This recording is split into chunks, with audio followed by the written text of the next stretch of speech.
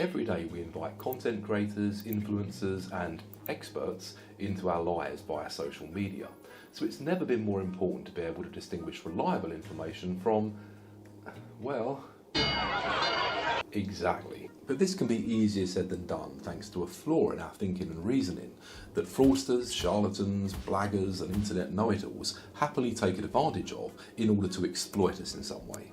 When psychologists talk about bullshit, we refer to the presentation of information where concern for the truth takes a back seat to the desire to manipulate people towards some end. There are numerous ways to deliver bullshit, but one of the most common, especially on social media, is the excessive and unnecessary use of complicated and unfamiliar terminology, phrases and words to make something much more difficult to understand than it really needs to be. You are the eventuality of an anomaly. You are inexorably seeking a sedulant probability. Sedulante. The reason that using unnecessarily complicated language to make something more difficult to understand works as a bullshitting strategy is that we tend to assume that things that are difficult to understand must be wise or profound in some way, irrespective of whether they actually make any sense. Brilliant!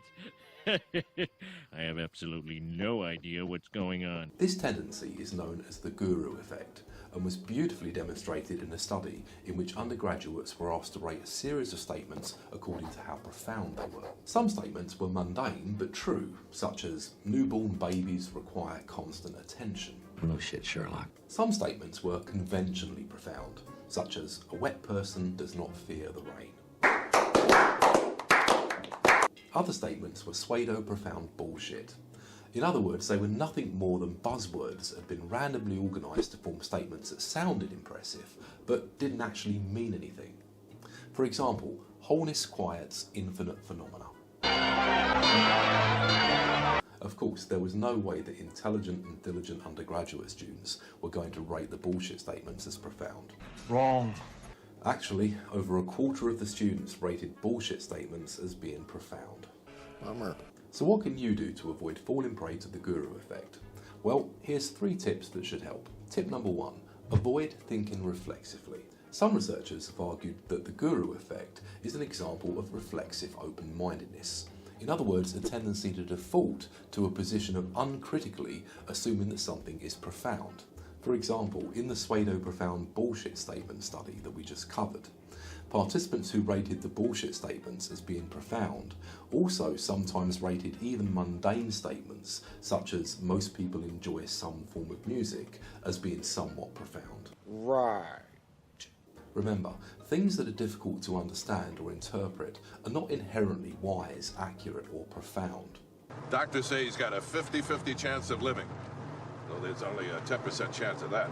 As Carl Sagan once said, it pays to keep an open mind, but not so open that your brains fall out. Tip 2, embrace the inner skeptic.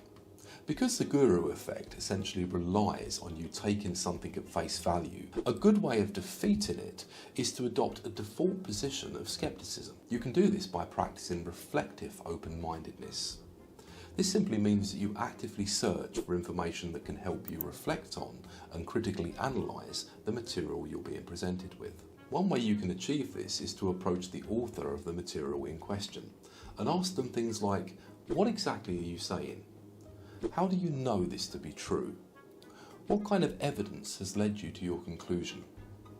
Have you considered alternative conclusions? As Albert Einstein once famously said, if you can't explain something in simple terms, you don't understand it.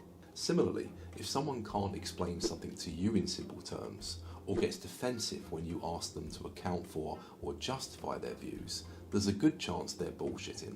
Tip 3, don't get cocky. You might think your bullshit radar is well calibrated. If so, you should be aware that your confidence might just be misplaced. Some research has indicated that the people who are most confident in their ability to sniff out bullshit are actually the most receptive to it. You're much less vulnerable to the guru effect if you approach things with a bit of humility. Similarly, remember that being educated, or even highly educated, does not make you immune to bullshit. This might sound strange, but the literature on judgment and decision making points to the importance of both the capacity to reason and also the willingness to put in the effort to use that capacity. It's quicker and easier to make intuitive judgments about the value of a piece of information based on superficial characteristics like how sophisticated the language appears to be, whatever your level of education. This is why even highly educated people can be vulnerable to the guru effect and taken in by bullshit. The guru effect is one of many flaws in thinking and reasoning that can be exploited by the unscrupulous to get you to believe bullshit. If you want to find out about some of the others, check out the link to my video on getting started with critical thinking that appears in the top right hand corner of the screen. You can thank me by hitting the like button, and if you haven't already done so, subscribing to my channel. See you in the next video.